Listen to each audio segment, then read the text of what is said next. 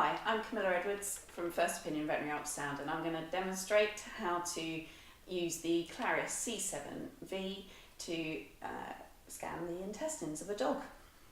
So we'll start with the jejunum. We'll place the probe near the left kidney. You can see that there.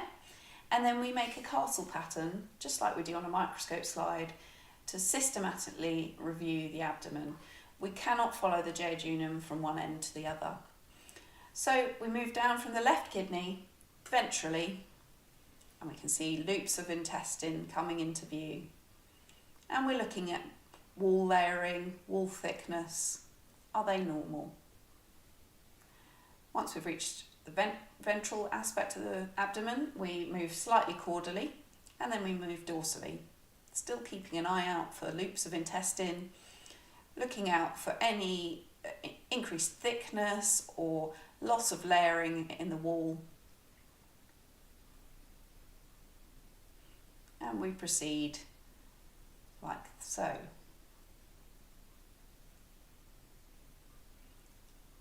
Continue all the way back until we reach the bladder. Then we know we've seen the whole portion of the cranial abdomen which contains the jejunum. If we find a loop of intestines which is interesting, we can reduce the depth to have a closer look. For example, this longitudinal piece of jejunum here.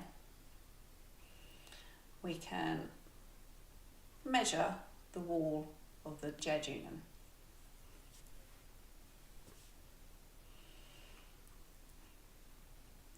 To view the colon from this side, we have a look through the bladder to increase the depth again. Through the bladder dorsally, we can see a gas-filled structure beyond the bladder. Here we have a hyperechoic line which is showing the colon, the gas in the colon. This is a longitudinal view, and we can rotate the probe to get a rounded shape for the colon, which is the transverse view. We can also follow the colon cranially, so we look at the colon from the side here, and we can follow it, the descending colon cranially, until it disappears off towards the left when we get to the spleen as the transverse colon.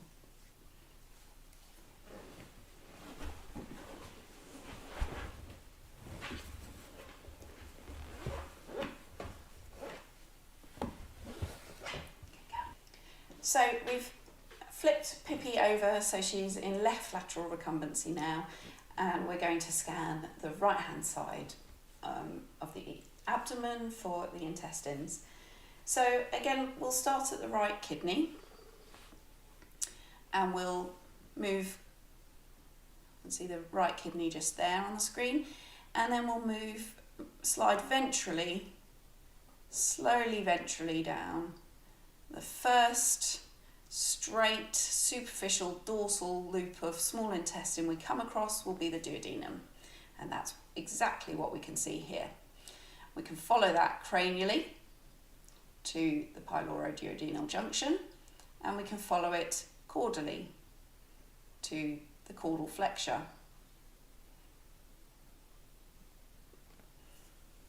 And that is the duodenum. We can also get a transverse view of the duodenum.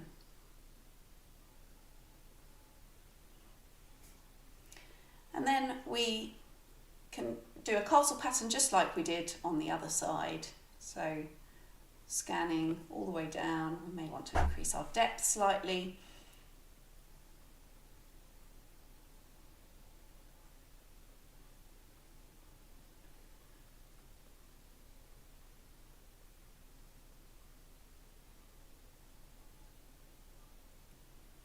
We're looking out for any unusual loops of intestine.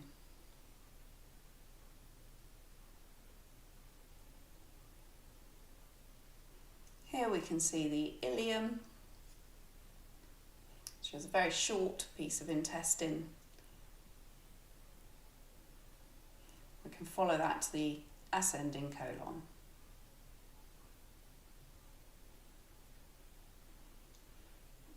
and we continue until we get back to the bladder.